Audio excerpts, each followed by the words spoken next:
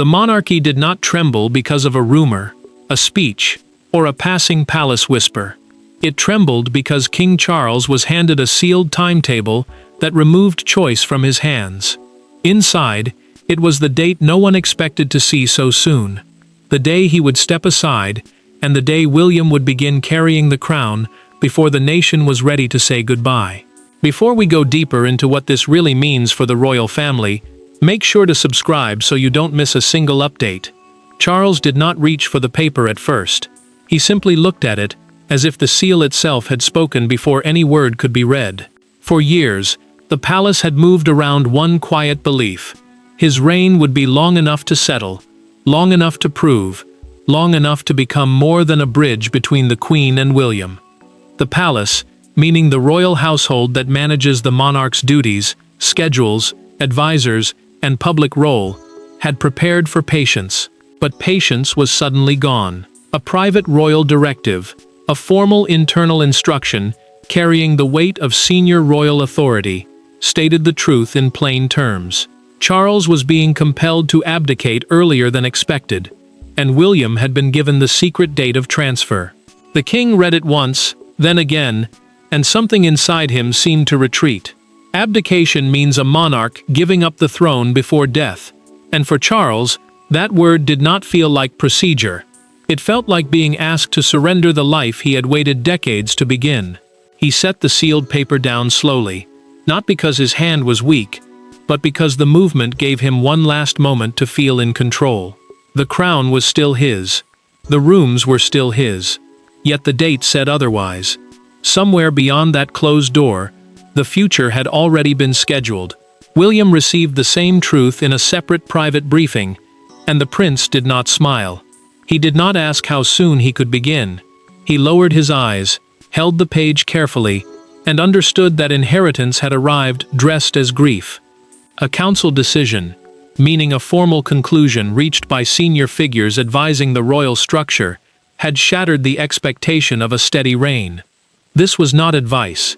This was not a suggestion for later discussion. It carried the force of final instruction from the machinery that protects the crown when emotion threatens to slow it down. Camilla was not told at first. That silence became its own betrayal. The queen consort, the king's wife who shares his public life but does not rule in his place, sensed the shift before anyone explained it. Charles knew she would ask who had approved it. William knew she would wonder whether he had accepted too quickly. And the tiny circle guarding the date knew the most dangerous part was not the paper itself, but the suspicion it would create. But before the palace could control the secret, the people inside it began to fracture under the question no one dared ask aloud: who had already accepted Charles's ending? The date did not belong to paper alone. It entered people. It settled into William's jaw, tightened Camilla's voice, and left Charles staring at familiar rooms, as if they had already begun forgetting him. No crown had changed hands yet, no balcony announcement had been made, but inside the family, the future had already arrived, and it arrived like a verdict. Charles believed duty would give him time. After waiting most of his life to become king, he had imagined his reign as a chance to prove steadiness, not surrender. The crown, meaning the symbol of royal authority passed from monarch to monarch, still rested with him, but now it felt less like power and more like something being measured for removal. He walked past familiar desks, familiar doors, familiar faces, and every polite silence sounded sharper than speech. He refused to say the secret date aloud. Even to those nearest to him, the king treated silence as his final command, as if not naming the day could somehow keep it from arriving. William carried the date differently.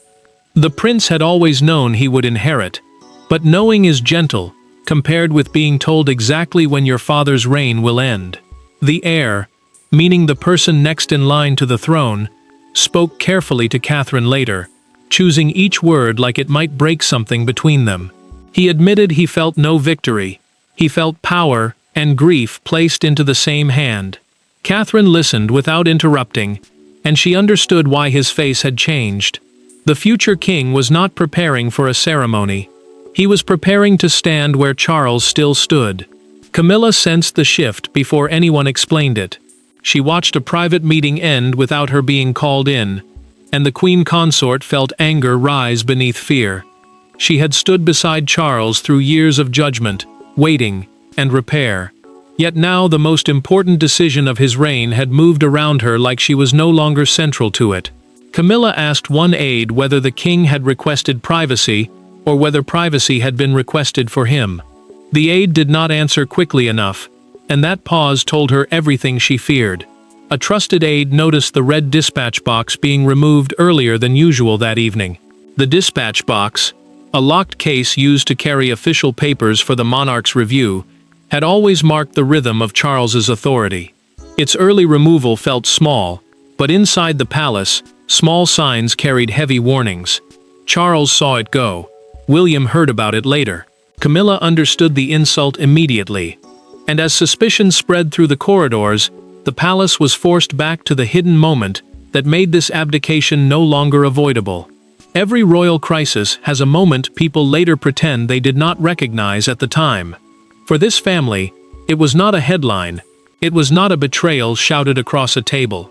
It was a ceremony at Windsor, where Charles paused too long. William stepped forward too quickly, and everyone watching understood that the crown had just exposed its weakness in public. Charles had been carrying strain for months, but the palace had kept calling it pressure. He had pushed through ceremonies, briefings, receptions, and private papers because the king believed stopping would look worse than suffering. Royal duties, meaning the official tasks a monarch performs to represent the nation and keep the institution steady, had become heavier with every passing week. The pace mattered, because Charles had waited a lifetime to prove he could lead with control. Yet control was exactly what people were beginning to question. He knew it. Camilla knew it. William sensed it every time his father insisted he was fine too quickly. The Windsor Thanksgiving service changed everything. A Thanksgiving service, meaning a formal royal ceremony held to mark gratitude, memory, or national unity, should have been safe ground for Charles. Instead, during a prepared tribute, he stopped. Not for one breath. Not for a natural pause. He froze long enough for the room to feel it. William stepped beside him and finished the final lines quietly, carefully, almost tenderly. The prince meant to protect his father, but protection can look like replacement when the crown is watching. Charles felt the humiliation before anyone spoke. Afterward, he shut himself away and refused comfort, while Camilla argued with aides outside the door, demanding to know why no one had cut the program short. The queen consort was angry because she saw pain being turned into evidence. Charles was wounded because the rescue had happened publicly enough to be remembered. And William was sick with guilt because his instinctive act of love had been read by some courtiers as readiness. He had not reached for the throne, but in that moment, the future king had looked capable of holding it. Senior officials later recorded the incident in private notes as the Windsor pause. Those notes, a documented account kept for internal review, became more dangerous than any gossip because they gave the crisis a name. Then came the second concern. Charles quietly cancelled 3 private briefings in the days after the service, and each cancellation sharpened the argument that emotion could no longer delay planning. The Windsor pause became the hidden weapon in the hands of those who believed the monarchy had to move before loyalty made it hesitate. But evidence on paper was one thing. Forcing a living king to face his own departure was something far more brutal. The confrontation did not begin with shouting. It began with a chair scraping against the floor. Charles stood before William with the sealed date between them, and for one terrible moment, father and son were not monarch and heir. They were 2 men trapped inside history, one clinging to the reign he had waited for, the other being ordered to inherit its collapse. Charles had summoned him the moment he learned the date had already reached the heir. The king did not ask William to sit. He did not soften his voice. A private room, away from aides and secretaries, stripped the conversation of palace language and left only blood, duty, and pain. The heir, meaning the person next in line to inherit the throne, had been told exactly when his father's reign would end, before the father had found peace with it himself. That mattered, because royal succession is not only a legal transfer, It is a family wound made official, and Charles felt the wound before he spoke. William stood still as the accusation came. Charles asked whether the prince had accepted the timetable too quickly, whether he had stood silently while others decided the king's ending. The future king answered carefully, then more firmly. He said he had not asked for the date. He had not pushed for the file. He had not celebrated a single word inside it. But Charles heard obedience where William meant restraint, and the room tightened around them. The monarch accused his son of being ready. The son looked back and said, "Readiness was not hunger." William's voice broke then. Not loudly, not dramatically, just enough to expose the truth beneath all the royal control. He told Charles that obedience to duty was not the same as betrayal, and the words landed harder than anger. Duty, meaning the royal obligation to serve the crown even when personal feeling suffers, had shaped both their lives. Yet now it was dividing them. Charles had obeyed duty by waiting. William was being ordered to obey it by stepping forward. Neither man had chosen the cruelty of the timing, but both were being judged by how they endured it. Charles revealed what had been burning inside him. He knew senior figures had supported the decision before it was formally placed before him. He knew the private machinery had moved first, and asked his heart to follow later. William admitted he had been warned not to challenge the date, because resisting it could shake the transition and make the monarchy look unstable. That confession did not heal the room. It wounded it differently. Father and son had finally said the unforgivable aloud, and their grief pointed beyond them, toward the unseen hands that had made the date impossible to refuse. The crown rarely moves by force that looks like force. It moves through signatures, meetings, pauses, and doors that close before anyone hears the decision being made. Charles still wore the crown, but the machinery around him had already begun serving the next reign. And in that machinery, one painful truth became clear. Sentiment had lost to survival. Charles could feel the shift before anyone admitted it. Senior palace officials, constitutional advisors, and private royal secretaries had spent weeks building the case for an earlier transition. Constitutional advisors, meaning legal experts who guide how royal power fits with government rules and public stability, did not frame the decision as punishment.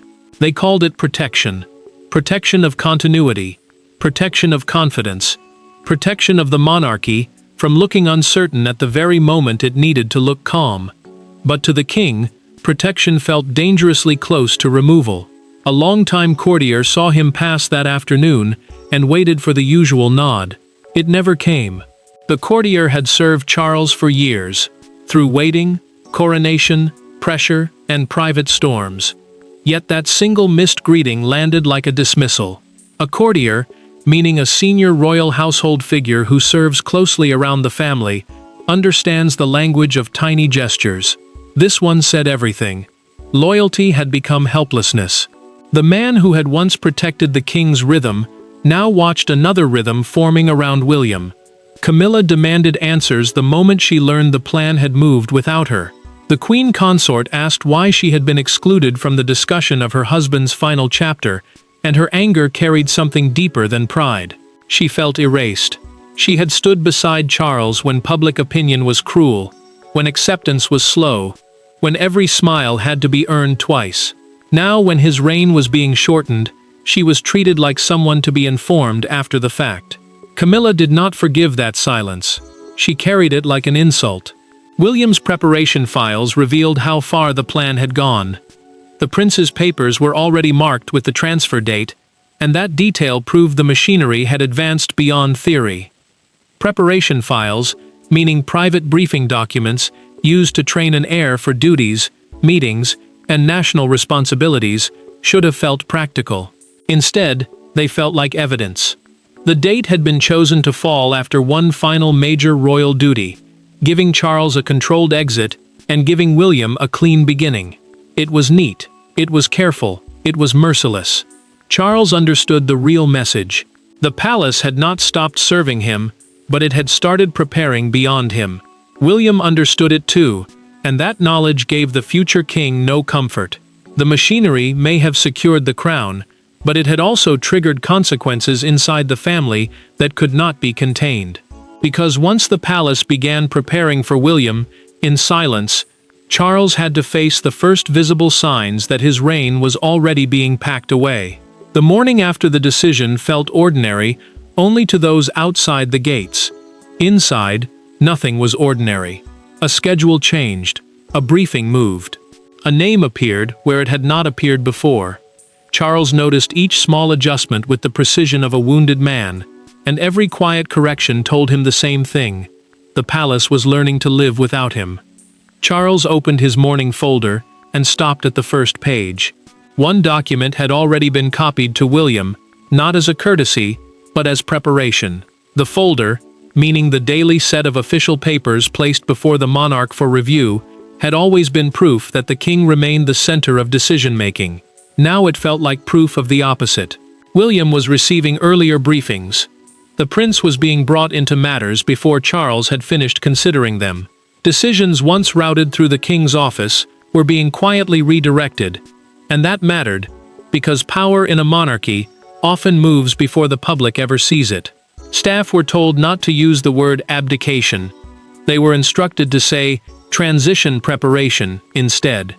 Transition preparation, meaning the internal planning for one reign ending and another beginning, sounded calm enough for paper, but Charles knew what it hid. It hid loss. It hid humiliation. It hid the fact that his final chapter was being managed by people afraid of his pain. He looked at the copied document again and said nothing. His silence frightened the aide beside him more than anger would have. Camilla's fury arrived minutes later. The queen consort learned that her private secretary had been told to coordinate future ceremonial notes through William's office, and she understood the message instantly. Ceremonial notes, meaning guidance for royal appearances, speeches, seating, and public protocol, were not small details in her world. They shaped visibility. They shaped respect. They shaped who stood near power and who was moved to the edge. Camilla felt her place narrowing beside Charles, and the insult cut deeper because it came wrapped in politeness. Catherine received her own separate briefing on public stability, and that changed the temperature of the crisis. The Princess of Wales was not being treated as an observer. She was being prepared as a central figure in the next reign, someone expected to steady the nation while William carried the crown. Catherine understood the weight of that trust, but she also understood what it meant for Charles. The future was not only being handed to the prince, it was being built around both of them. Charles later searched a draft statement and found a handwritten note missing. One sentence in his own hand had vanished, suggesting even his final words were being shaped before he could speak them. William heard about it and finally understood he could not become king by hiding behind procedure. So before the crown could move publicly, William chose one private act that changed the emotional direction of the entire crisis. The turning point came without witnesses, no officials, no advisors, no polished words prepared for history. William went to Charles not as the heir chosen by a secret date, but as a son, carrying a grief he could no longer hide. And for the first time since the paper arrived, the crown was not the loudest presence in the room. William asked for the meeting because procedure had begun to feel like cruelty. The prince had watched files move, schedules shift, and voices lower whenever Charles entered, and he understood that silence was not protecting his father anymore. It was isolating him. Procedure, meaning the formal steps used to manage royal decisions and official planning, had kept the transition controlled, but it had also made the king feel handled instead of heard. That mattered because Charles had not only lost time, he had begun to feel replaced inside his own reign. William could not let that be the final shape of their bond. Charles did not greet him with warmth at first. He stood guarded, tired, and proud, as if one soft word might break the last wall he had left. The meeting happened away from offices, in a family room, where titles felt heavier because there was nowhere to hide behind them. William told him plainly that he was not replacing him in his heart, even if history was forcing him into his place. The future king chose those words carefully, but his pain made them stronger. He wanted Charles to know the date had not turned love into ambition. Charles finally answered with the truth he had buried beneath silence. He said abdication was not the deepest wound.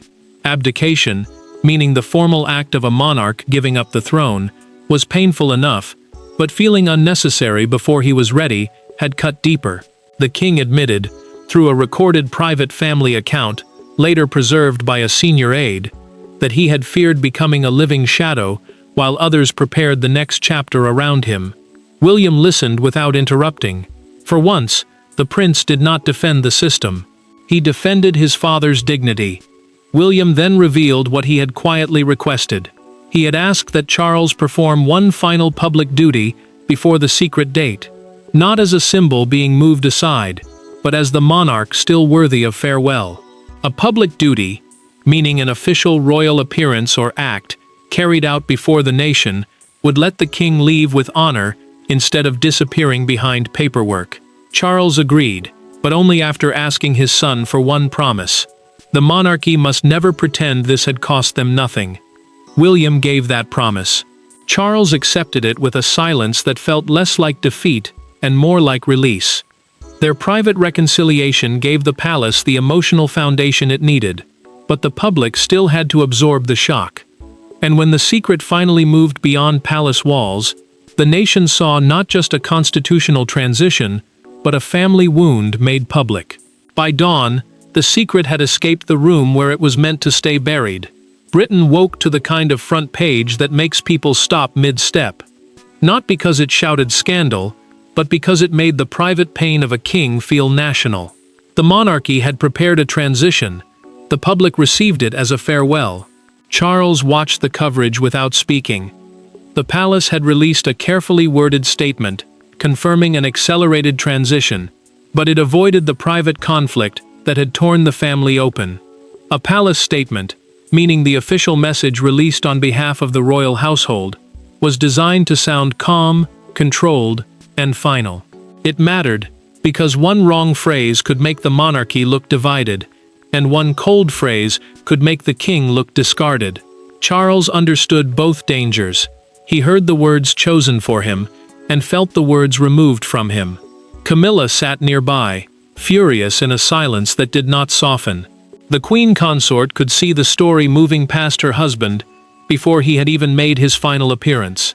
Broadcasters called it the beginning of William's reign in waiting, meaning the period where an heir is publicly treated as almost ready to rule before the crown officially passes. To the public, it sounded historic. To Camilla, it sounded cruel. Charles still wore the crown, yet the nation was already being taught to look toward the prince. William saw the crowds forming and felt no relief. The prince understood that public support could steady the institution, but it could not heal what had happened behind closed doors. Outside Buckingham Palace, a crowd gathered beneath gray skies, and one newspaper front page captured the whole shock in 6 brutal words. The date is set. William prepares. Charles steps aside. Buckingham Palace, the official royal residence used for major national announcements and ceremonies, became the center of a grief people could suddenly name. Some came out of loyalty to Charles. Others came out of curiosity about William.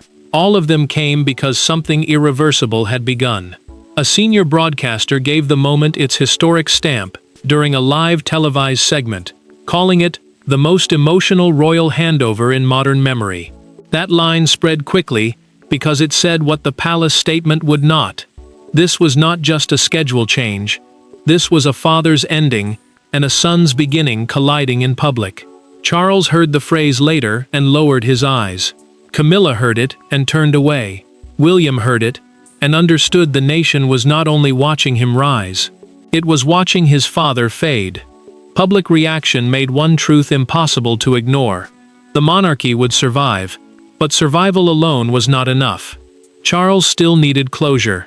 William still needed permission to step forward, without looking like he had taken what was not yet his. So everything came down to one final duty, one final message, and one final chance for Charles to leave not as a man defeated, but as a king understood. When Charles finally stepped before the nation, the shock had already passed into something deeper. Grief, respect, acceptance. He did not look like a man escaping duty, and William did not look like a son celebrating power.